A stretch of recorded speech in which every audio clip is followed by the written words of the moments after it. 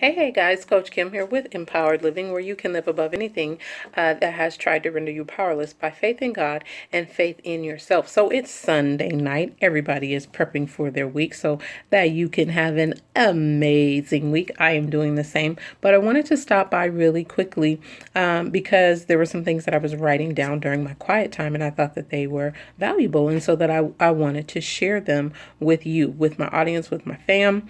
And so I'll do that right now. And it's talking about purpose. A lot of times people are so caught up on like, what am I here to do? What's my purpose? I don't want to move forward if I don't know my purpose. And purpose is an amazing thing. And a lot of times we have this major gift that we're really good at, and then we have like some minor gifts. I know, for example, one of my major gifts is speaking. One of my minor gifts is administration. I'm really good at administrating things, planning things, just administration across the board, project management, things of that nature. But we have to be careful that we don't let our minor gifts crowd out our major gifts. Okay. And so if you are just at a loss, I think I have a few things for you tonight. That will help you get started in the right direction. And these things also come from my signature program, Bridge to Breakthrough, which you can learn more about on my website, breakthroughwithcoachkim.com. You can learn more about that signature program there. Just click on, I believe it's the tools tab, and it'll tell you more about that. So with that being said, let's move forward. So number one, if you are seeking out your purpose right now and you're feeling stuck and you just don't know which way to go, get out a piece of paper and write down, what am I passionate about? What could I potentially do and not even get paid for it? What do you get lost in? I know that if I am creating content to speak about or planning something, I could potentially just get lost in it and the time goes by. It's like prayer. You feel like you prayed for 15 minutes and it's been an hour or it's been 2 hours or whatever. You could get lost in it. So number one, what are you passionate about it? What is that thing that you could just do? And it's first nature. Like I said, maybe you don't need to get paid for it. It comes naturally for you and it gives you a sense of fulfillment. When you're doing it, when you're done doing it, you think about it, you dream about it. That's how you know. That's what you call to. Number two, what are you praised about? What do people always say? You know what? You are so good at that. You are so amazing at that. What are you praised about? In a good way, of course. And then prayer. I know for myself as a believer, as a Christian believer, prayer is a number one on the list. Seeking out God in the matter of what am I created for? Why did you create me? What is my purpose? Help me to understand what makes me tick. Help me to understand what am I supposed to put my hands to? Where am I going to be blessed? Because I don't just want to be floundering around in this life. I realize that our ultimate purpose is to know Jesus. That is our ultimate purpose. And when we keep that at the forefront of our mind and our heart, I believe that God can trust us with what we are called to do. And so prayer is a biggie. So far we have, what are you passionate about? What are you praised for? And prayer, seeking out God and asking God, and then getting quiet and listening to Him to answer you.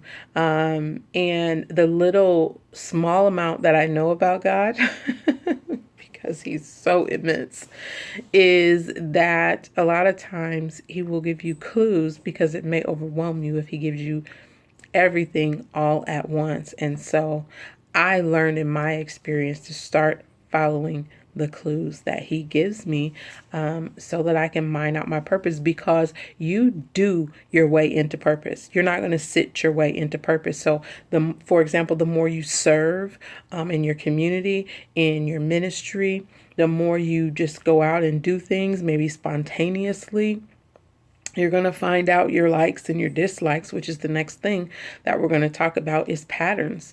What are your patterns? What can you stop and write down and say, okay, for the last 2 weeks, this is what I've done. What are my patterns? What are my likes? What are my dislikes? Okay.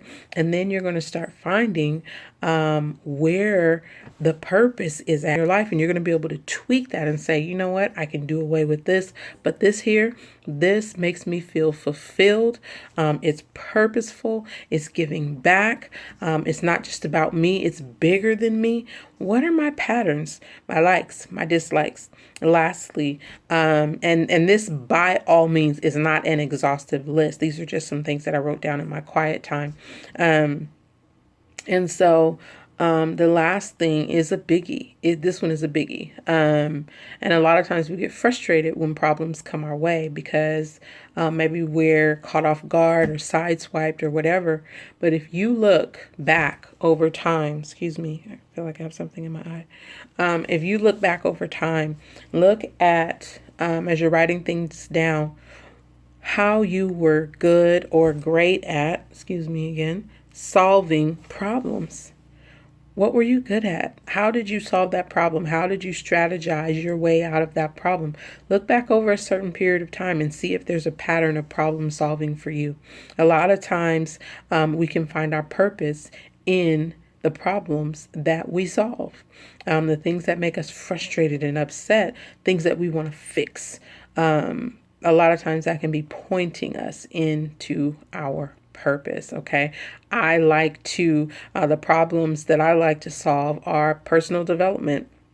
And I know ultimately for us as believers, it is the Holy Spirit who does the greater work within us as far as personal development, as far as sanctification. But there are things that we can do to personally develop ourselves to work together with Him. So personal development, mining out your purpose. I got something serious going on with my eye tonight. So what problems are you good at solving? Look back over a period of time and find out. I looked back over a period of time in my life on certain positions that I had. And in those positions, it was almost like I was being thrown into a lion's den or some level of chaos. On an underlying level when I went into the position or the assignment, whether it was on a job or whether it was when I owned my cleaning company, it was like everything was cool on the surface. But when I got in there, actually, there was major problems that needed to be solved because there were some underlying things going on.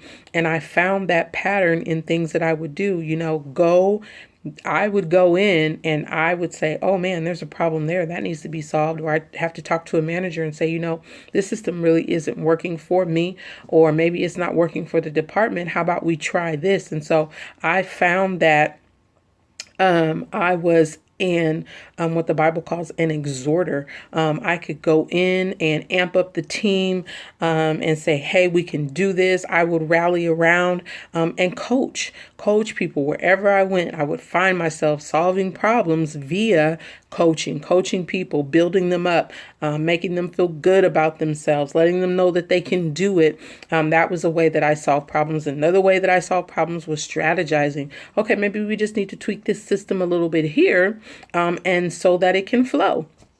And I found that as I look back over my positions, that's where I was good at solving problems. So check that out. Think back over your life in positions that you've been in. Where were you good at solving those problems? And that's going to be a clue as well to how you can find your way to purpose. Because again, you're going to do your way to purpose. You're not going to sit your way to purpose. You can pray about it, but you're not just going to get one boom, divine revelation. You're going to be doing your way into purpose. Because God blesses the work of your hands. All right.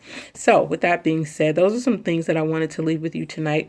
I do talk a lot about purpose mining, what I like to call purpose mining, because in my experience, I didn't find that I recognized my purpose right off when I first started praying about it and really seeking God about it. What happened is I did my way into purpose. I took some classes, I took different personality tests. I thought I found my purpose, and I had to go back to the drawing board. I had to gain confidence in that area once I thought, okay, this is what I'm called to. Then I needed to gain confidence. So it's a journey, but in that journey, it's a great journey and it's a fulfilling journey. And so with that being said, I talk a lot about purpose mining in my signature program called Bridge to Breakthrough. And so if you have a group or you want to do something personally, Bridge to Breakthrough is definitely for you. We go over your value, enhancing your value. We go over your vision, clarifying your vision, and we go over how to bring about your authentic voice. And so, but that piece is in my signature program, Bridge to Breakthrough, where we talk about how to mine out your purpose with clues, just like we talked about here tonight. So I just wanted to drop that tip off for you tonight. And as always, I hope that this has added value to your life, to something that you are doing, because I always want to add value to you. Never take away value, subtract it, but add it to you. So again, this is Coach Kim with Empowered Living, Empowered TV, where you can live above anything that has tried to render you powerless by faith in God and faith in yourself. I'll talk to you real soon. Bye-bye.